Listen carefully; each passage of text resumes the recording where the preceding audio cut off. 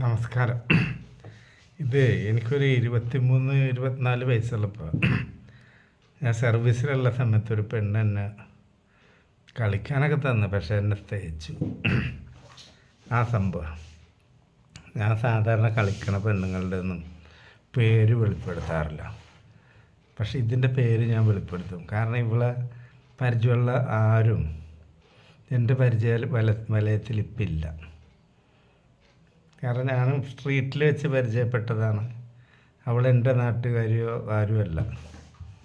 അതുകൊണ്ട് ഇപ്പോൾ അവളുടെ പേര് പറഞ്ഞതുകൊണ്ടും ഇത്രയും വർഷമായതുകൊണ്ടും ആളെയൊന്നും ഐഡൻറ്റിഫൈ ചെയ്യാൻ പറ്റില്ല. ഒരു ദിവസം രാവിലെ ഇപ്പം ഞങ്ങളുടെ വീടിൻ്റെ അവിടെ അന്ന് വരാപ്പുഴ പാലമൊന്നുമില്ല. ചേരാനെല്ലൂർ എന്ന് പറഞ്ഞ ഗ്രാമത്തിൻ്റെ വടക്കേറ്റത്ത് ചെന്നാൽ തൊട്ടക്കരെ വരാപ്പുഴ പ്രസിദ്ധ പള്ളിയൊക്കെ ഉള്ള സ്ഥലം. വരാപ്പുഴ പള്ളി ഫേമസാണ്. അവിടേക്ക് പോകാനൊരു പെൺകുട്ടി വന്നു. ഞാൻ അവിടെ വെച്ച് പരിചയപ്പെട്ട. അപ്പം അന്നൊക്കെ അങ്ങനെയാണ്. ഇത് അന്യദിക്കുന്നൊക്കെ വന്നു കഴിഞ്ഞാൽ അവിടെയുള്ള ചെറുപ്പക്കാരോടൊക്കെ വഴി ചോദിക്കും. അപ്പോൾ ഞാൻ പറയും ഇവിടുന്ന് കടത്തിറങ്ങി പോകണം. അപ്പോൾ ഞാൻ വേണമെങ്കിൽ കൂടെ വരാം, ഞാൻ ഇങ്ങനെ ലീവിൽ വന്നതാണ് എന്നൊക്കെ പറഞ്ഞ് എന്നെ ഇൻട്രൊഡ്യൂസ് ചെയ്ത്. ഞാൻ സർവീസിലുള്ള ആളാണ്, ബുദ്ധിമുട്ടാവില്ല, ഞാൻ പോരാന്ന് പറഞ്ഞു. നിങ്ങൾ തിരിച്ചിങ്ങോട്ട് പോരുകയാണെങ്കിൽ അധികം വെയിറ്റിംഗ് ഇല്ലെങ്കിൽ ഞാൻ നിങ്ങളുടെ ഒപ്പം വരാൻ പറഞ്ഞു. കാരണം കടത്ത് കടന്നിട്ട് പിന്നെ കുറേ നടക്കാനുണ്ട് ഇവരുദ്ദേശിക്കണം വീട്ടിലേക്ക്. അമ്മ വരുവയച്ച് അന്ന് കടത്തിറങ്ങണമെങ്കിൽ 10 വയസ്സ് അങ്ങനെ എന്തൊക്കെയാണ്. ഞങ്ങൾ രണ്ടാളും കൂടി പോണ വഴിക്ക് ഞങ്ങൾ കൂടുതൽ പരിചയപ്പെട്ടു. അപ്പോൾ ഇവർ ശരിക്കും മാഹിക്കാരാണ്,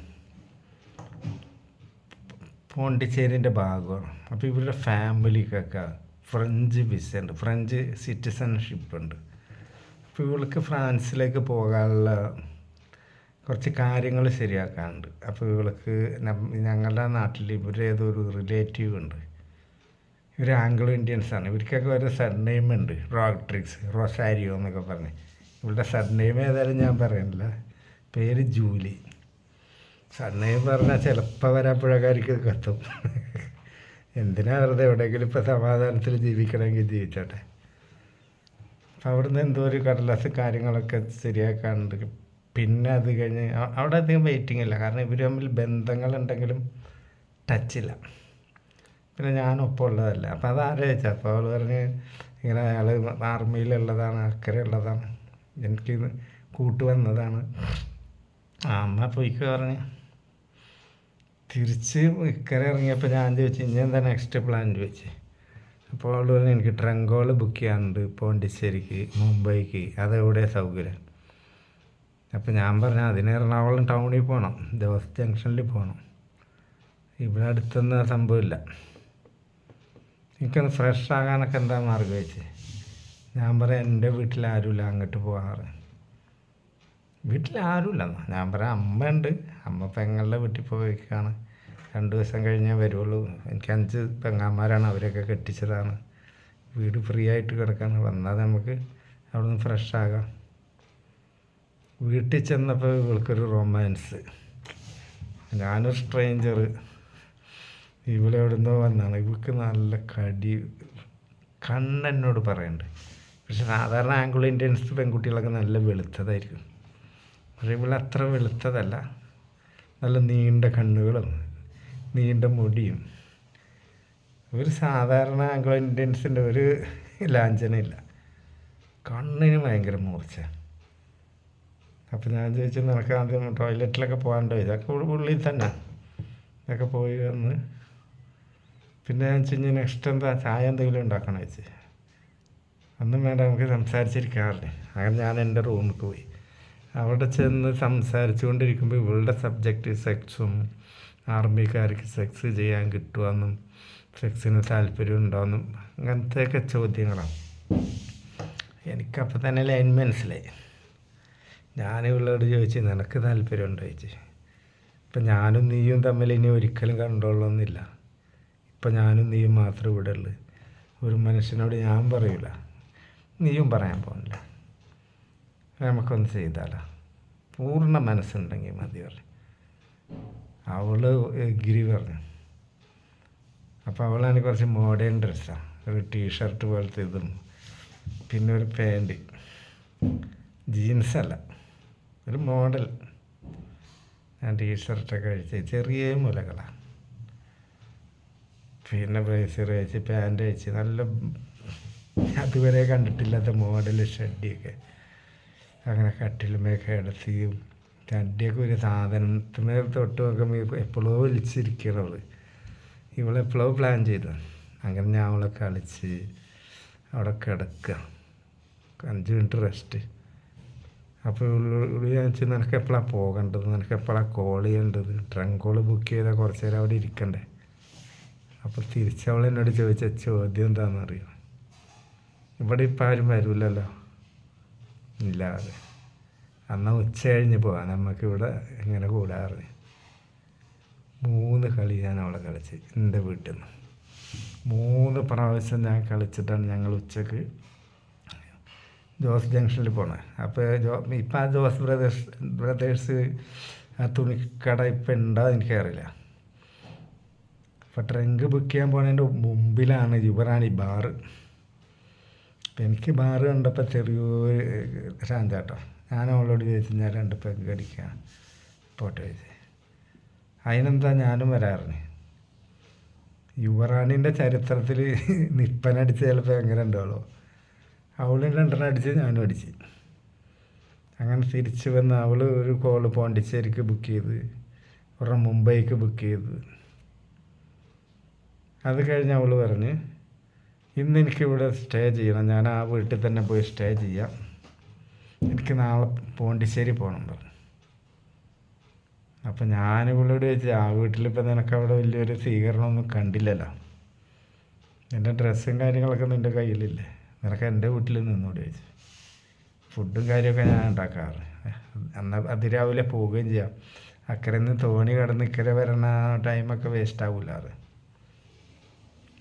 അങ്ങനെ ഞങ്ങൾ അവളെ എഗ്രി ചെയ്ത് അന്ന് രാത്രി ഞാൻ അവളെ കളിച്ച് പോണ്ടിച്ചേരിക്ക് ഞങ്ങളൊപ്പം പോയി. പോണ്ടിച്ചേരി പോയി റൂമെടുത്ത് അവിടെയും കുറച്ച് പേപ്പേഴ്സൊക്കെ ശരിയാക്കാനുണ്ട്. അവരുടെ ഓഫീസുകൾ അവിടുത്തെ അവരുടെ കളക്ടറേറ്റ് അങ്ങനത്തെ എന്തൊക്കെയോ ഓഫീസുകൾ ഈ പോണ്ടിച്ചേരിയില്ല, മാഹിക്കാരതൊക്കെ. അവിടെ എന്തൊക്കെയോ കടലാസൊക്കെ നീക്കേണ്ട. അവിടെ റൂമെടുത്ത് നെക്സ്റ്റ് പ്ലാൻ അവൾക്ക് മുംബൈ പോകണം. മുംബൈയിൽ എന്തോ സംഭവം ചെയ്യാനുണ്ട്. അപ്പോൾ അവൾ എന്നെ വിളിച്ചപ്പോൾ ഞാൻ സോറി പറഞ്ഞു, എനിക്ക് മുംബൈക്ക് വരാൻ പറ്റില്ല, കുറഞ്ഞ ലീവുള്ളൂ, കുറച്ച് കാര്യങ്ങൾ ചെയ്യാനുണ്ട്. അവസാനം ഇവൾ പോയി. മുംബൈയിൽ പോയിട്ട് അവൾ എനിക്കൊരു നമ്പറിൽ എൻ്റെ വീടിൻ്റെ അടുത്തേക്ക് വിളിച്ചു,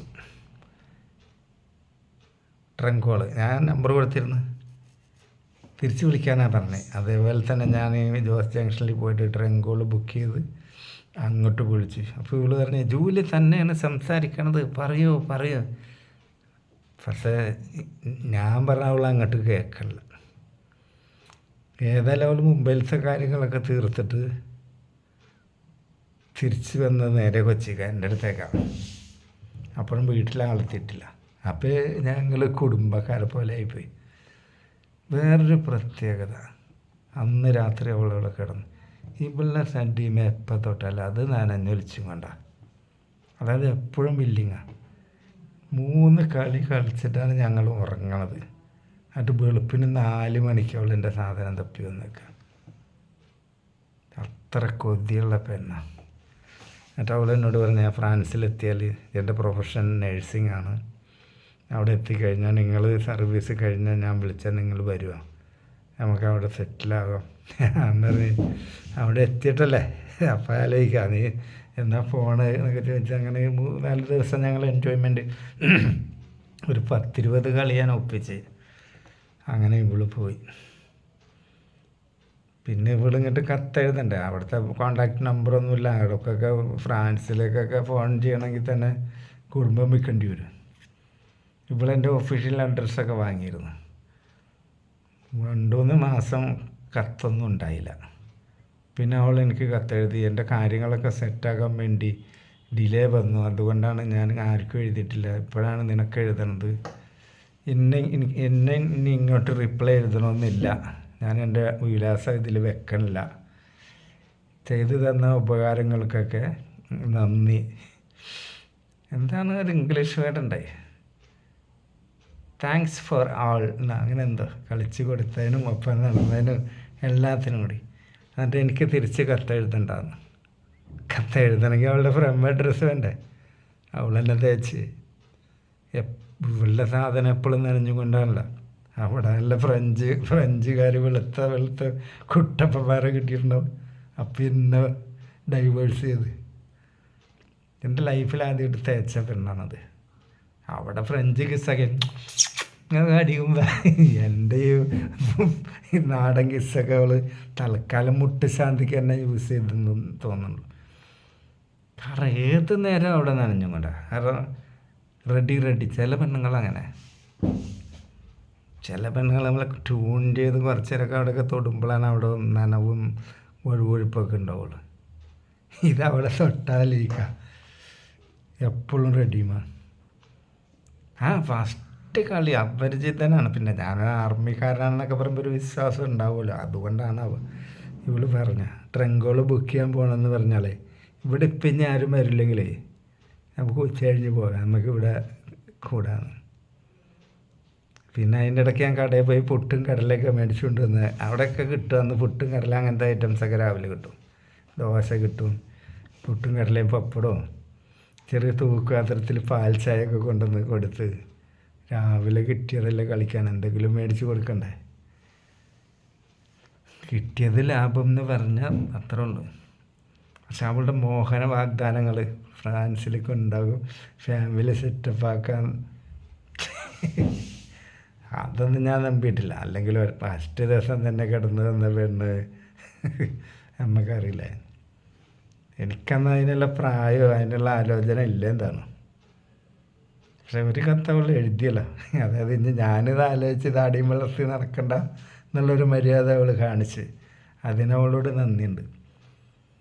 ഞാൻ മുംബൈക്ക് ഫോൺ ചെയ്തപ്പോൾ ജൂലി തന്നെ എന്നൊക്കെ പറഞ്ഞിട്ട് പിന്നെ തിരിച്ച് വന്ന് എന്നെ കണ്ടപ്പോൾ പറയണേ, ഞാൻ അകലായപ്പോൾ നിങ്ങളുടെ സംസാരത്തിൽ വരെ ഒരു സങ്കടം എനിക്ക് ഫീൽ ചെയ്തെന്ന്.